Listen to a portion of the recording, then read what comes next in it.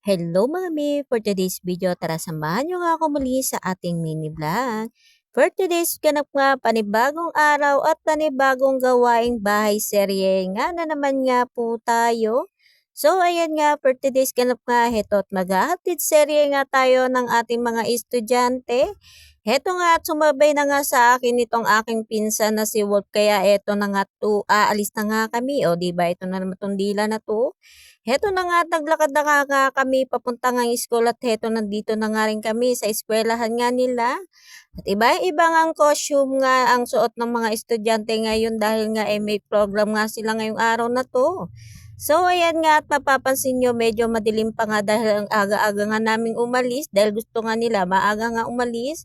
Mga 5:10 nga ito ng madaling araw kaya ayan sila pa nga lang din ng mga estudyante dito nga sa room nga nila. Pagpasensyahan nyo nga rin yung maririnig nyong kaunting ang ingay dito nga sa pagbo-voice over nga natin dahil may ingay nga na naman yung mga kabataan dahil nga naglalaro nga ng basketbola. Ito itahatid ko na nga sila sa room niya at binilinan ko na nga lang itong dalawa na sabay na nga rin sila sa pag-uwi. At pinilinan ko na nga rin tong anak kong hyper na makikinig nga siya sa teacher niya at wag na nga din magpapasaway at wag na nga rin maninira nga ng gamit nga ni teacher, o diba?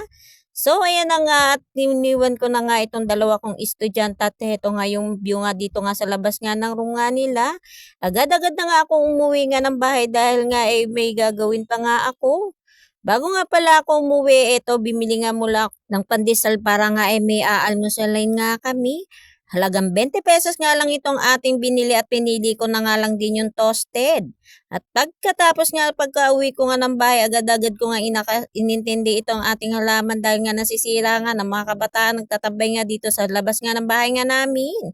Heto na nga pala yung kamatis ng tanim ko, awa nga ni God, hindi pa nga siya bumubunga, talaga bumubulaklak pa nga lang din. Fast forward tayo ng malala, heto nga at may naisipan na naman nga akong gawin at magdi-DIY na naman nga ako. So, eto nga tong bottle na to ay pininturahan ko nga ng puti. So, alam nyo na kung ano nga ang gagawin ko. Nakita nyo naman yung butas doon kaya alam nyo na at hindi ko na nga sasabihin. At taga-tuyo nga nitong pintura na puti, eto nilagyan ko na nga ito ng disenyo. Abay, bahala na kung maganda nga itong magiging art nga natin. Dahil nga naiinggit nga yung person na ito dahil yung iba ay nakakatanggap na nga ng 13-month pay, baka ako na nga lang ang hindi nga rin. Dahil hindi nga tayo nagtatrabaho, pero nandito lang naman tayo sa loob ng bahay at nagtatrabaho tayo para intindihin natin yung mahal natin sa buhay. Baka deserve natin magkaroon ng 13-month pay. Ito na nga lang yung gagawin ko nga ay nako, magdi-DIY na nga lang din tayo at babayaran ko to ang aking sarili para magkaroon nga ako ng 13-month pay. O diba? Siyempre alam niyo na ako saan ko nga kukunin yung pambayad at ihulog ko nga dito para sa ating 13-month pay. Siyempre kay Jasawa. At kung sakali man mapanood to ni asawa, so alam mo na kung saan napupunta yung iba nating pera. Siyempre ako nga yung nagbabudget na diskarte naman tayo kung paano nga natin babudgeting nga yung pera ni Jasawa kaya nabahala na nga for the go na nga rin. Heto at ilalagyan ko na nga lang to ng message itong ating ginawang DIY talaga. Tapos ayan nilalagyan ko na nga lang yan ng heart dyan sa gilid-gilid. Sa amount naman nito ay bahala na nga si Wonder Woman kung magkano nga yung kaya ng budget nga namin at ihulog ko nga rito. Siyempre, yung kaya lang talaga ng ating bulsa, o di ba, yung talaga yung mababudget mo talaga yung pera niya nga nang ibibigay nga sa atin. Siyempre, tayo nga yung taga-budget kaya for the go na nga rin. Heto na nga, tapos na nga itong ating ginawang DIY. Eto, nakalagay nga 13-month pay ng isang nanay, o di ba?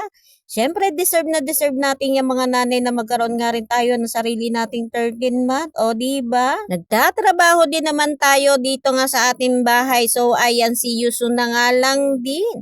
So, ayan, hanggang dito na nga lang muna at maraming salamat sa inyong panonood. Bye-bye!